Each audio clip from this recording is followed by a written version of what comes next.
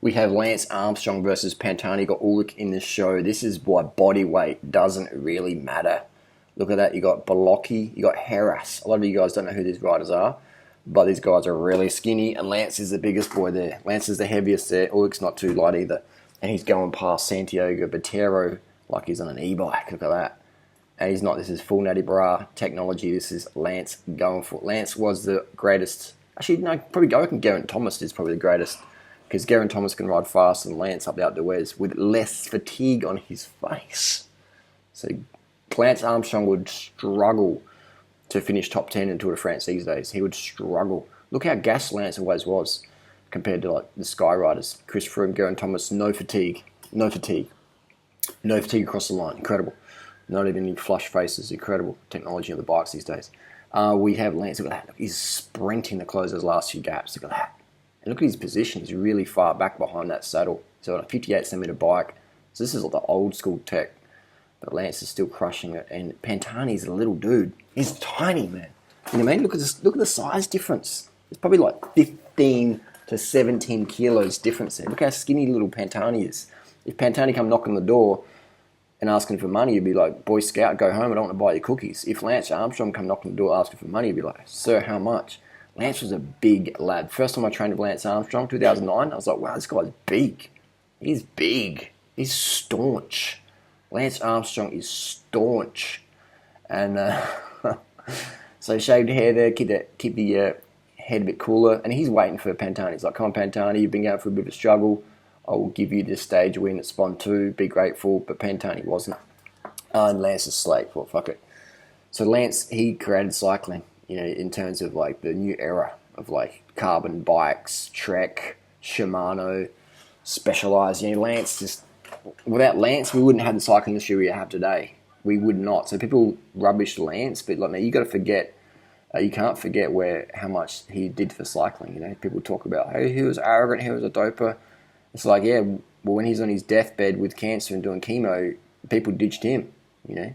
I'm not sure how many people Lance ditched, but he definitely took advantage of the situation, just like anyone would. So I'm a big fan of Lance Armstrong in his cycling cadence, all that stuff. But to go around saying that he's just a doper cheat, whatever, it's like Pantani's on the same shit and he's 15 kilos lighter. So for Lance to ride that strong is a good effort. We're talking pure physiology here.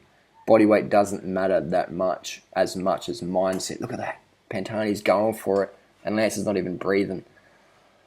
Just goes to show Lance has had the best game in the head. All right, so now we're going to switch to Thailand. We're going to talk a bit more about body weight. So, you know, like, how much does body weight really matter? You know, unless you're a professional, it doesn't matter that much. And even if it does, it still doesn't matter that much, because look at Lance Armstrong. Look how big he was. So he was a big lad. So, you know, it's just, what you want to focus on is producing power. You want to focus on producing power. So many cyclists focus about weight. And yeah, weight's important, but it's not as important as muscle glycogen, hydration, you know, bike fit, pacing yourself properly, staying relaxed, breathing well. Those things definitely trump weight. Yeah, they definitely trump weight. People say, oh, I want to see you ride a 20 kilo bike now, Harley. I could ride a 20 kilo bike and still beat most people on the planet, you know, just because I got better nutrition, better game in the head, but I still prefer riding light bikes. So what I'm saying is, the moral of the story is that people out there, they focus on their weight too much as performance athletes, but then you got guys like Lance Armstrong or Miguel Indurain or Peter Sagan or Fabio Cancellara or even Chris Froome. Chris Froome's not as light as Quintana, you know. Geraint Thomas isn't as light as Pozzovivo, but these bigger riders just totally dominate. Look at Big T, Tom Dumoulin. Look how big he is. You know, he's a big lad, a big boy, and he's still crunching it on the climb. So, you know, as long as you're under 90 kilos, then you're going to be a fucking gun on the bike. You can be a gun. If you want to be a professional, then yeah, you want to be, you know, you want to be a climber, then you probably want to be under 75 kilos. But we're talking like world elite climbers, you know. So, I mean, it's like, imagine if Geraint Thomas had trained up, or Chris Froome trained up for the Worlds. They would have taken it up for sure. They would have taken it up. They would have taken it up hard, and they would have been. I mean, look at Big T, Thomas Dumoulin. I've ridden with him. Very approachable guy. He's not small. Big T ain't small. That's what they call him, the Big T, the Big TD. So, Big T was catching him on the climb.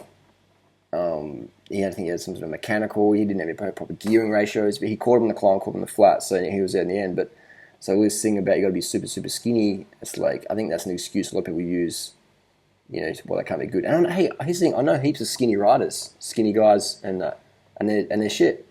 So it's not a guarantee you lose weight, performance is going to go up.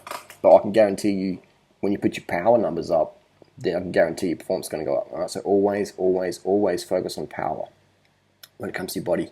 Always focus on power. Eating more carbohydrate, eating less fat, so you can get that red blood cell count up, do B12 shots, etc., and you'll be good to go.